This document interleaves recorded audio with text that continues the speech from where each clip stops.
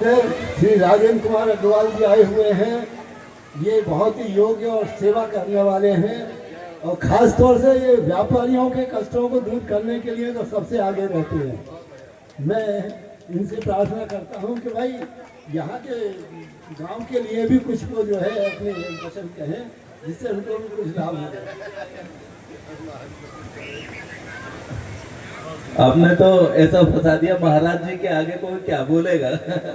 हम तो बहुत तुच्छ हैं महाराज जी के आगे। लेकिन महाराज जी आपकी जो कथा हो रही है, मैंने बहुत कथा सुनी है और आप जो हृदय से बोलते हो, आपका जो भाव है, तो हम सब भाव विभोर हो जाते हैं। बड़े बड़े लोगों की कथाएं हैं, मैं चलिए इस मंच से नहीं कहना चाहिए वो, लेकिन आपसे जब मैं आके कथा सुनी थी, 3 चीज लेके गया। देखिए कुछ ना कुछ एक ही शब्द लेके चले रहा है यहाँ से, वो बहुत है, काम, क्रोध और लोभ।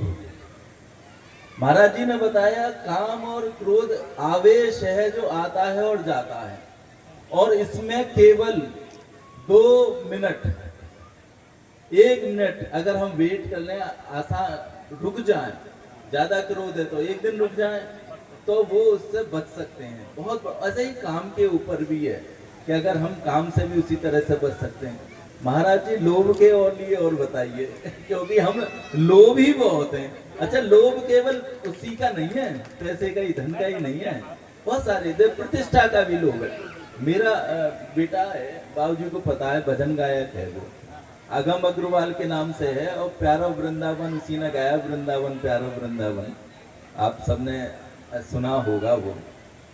तो उस गाने को इंद्रेश महाराज जी ने गाया,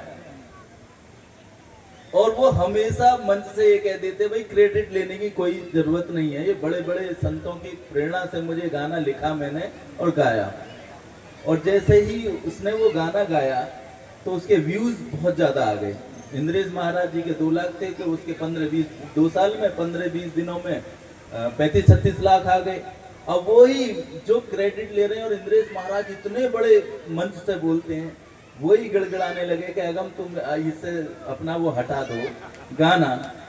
तो महाराज जी मैंने तो आपको देखा जब आप धन की ही बात बाबूजी से कर रहे थे कि धन के लिए थोड़ी ना मुझे आना है, मुझे तो प्रेम वत चाहिए, मुझे तो प्रेम चाहिए।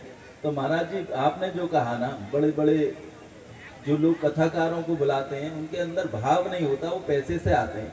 लेकिन आपकी जो कथा सुन रहे हैं हम, तो ये समझ लिए ऐसा लगता है जैसे भगवान और भक्त के बीच की कड़ी आप हो, और आप हमें सीधे भगवान के ही दर्शन कराते हैं। बहुत बहुत धन्यवाद, बहुत बहुत आभार महाराज जी आपका।